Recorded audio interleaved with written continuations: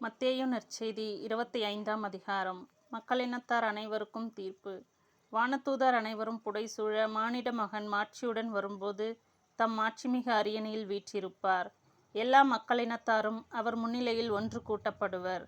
ஓர் ஆயர் செம்மறியாடுகளையும் வெள்ளாடுகளையும் வெவ்வேறாக பிரித்து செம்மறியாடுகளை வலப்பக்கத்திலும் வெள்ளாடுகளை இடப்பக்கத்திலும் நிறுத்துவது போல் அம்மக்களை அவர் வெவ்வேறாக பிரித்து நிறுத்துவார்.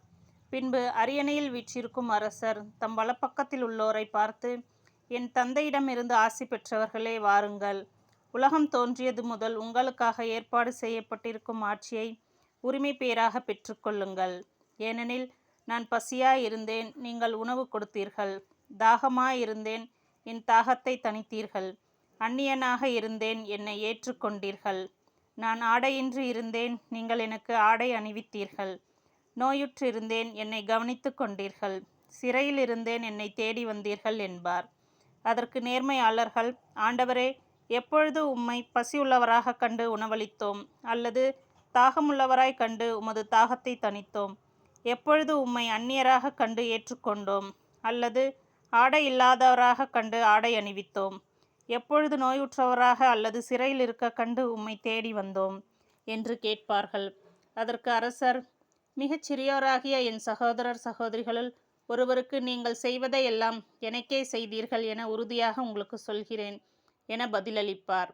பின்பு இடப்பக்கத்தில் உள்ளோரை பார்த்து, சபிக்கப்பட்டவர்களே, என்னிடமிருந்து அகன்று போங்கள். அலகைக்கும் அதன் தூதருக்கும் ஏற்பாடு செய்யப்பட்டிருக்கிற என்றும் அணையாத நெருப்புக்குள் செல்லுங்கள். ஏனெனில் நான் பசியாயிருந்தேன், நீங்கள் எனக்கு உணவு கொடுக்கவில்லை. தாகமாயிருந்தேன், என் தாகத்தை தணிக்கவில்லை. நான் அந்நியனாயிருந்தேன், நீங்கள் என்னை ஏற்றுக்கொள்ளவில்லை. நோயுற்றிருந்தேன், சிறையில் இருந்தேன், என்னை கவனித்து கொள்ளவில்லை என்பார். அதற்கு அவர்கள், ஆண்டவரே, எப்பொழுது நீர் பசியாகவோ தாகமாகவோ அந்நியராகவோ ஆடையின்றியோ நோயுற்றோ சிறையிலோ இருக்க கண்டு உமக்கு தொண்டு செய்யாதிருந்தோம் என கேட்பார்கள்.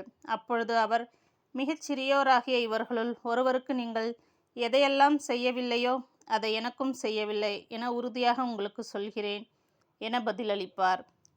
இவர்கள் முடிவில்லாத தண்டனை அடையவும் நேர்மையாளர்கள் நிலை வாழ்வு பெறவும் செல்வார்கள். ஆமீன்.